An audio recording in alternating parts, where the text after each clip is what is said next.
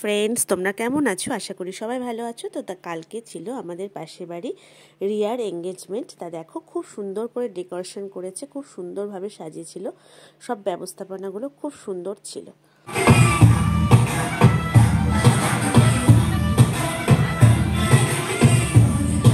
আমি যখন গেছি তখন 9:15 বেজে গেছে, অলরেডি ওদের এঙ্গেজমেন্টও হয়ে গেছে। রিং সেরিমনি, কেক কাটিং, ওরা ডান্সও করেছিল, সেগুলো সব মিস করে গেছি।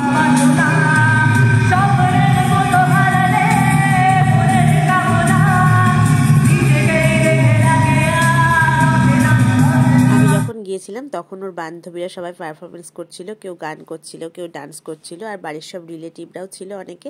তাদের মধ্যে অনেকে পারফরমেন্স করেছে এবং খুব সুন্দর হয়েছিল প্রোগ্রামটা।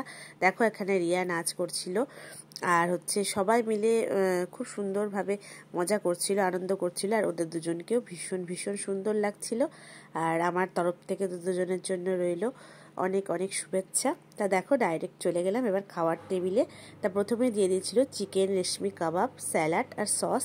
তারপরে চলে আসলো নান আর চিকেন ভর্তা, আর তারপরে দিল চিকেন মটন বিরিয়ানি আর চিকেন চাপ। এবং প্রতিটা রান্নাবান্নায় খুব সুন্দর হয়েছিল।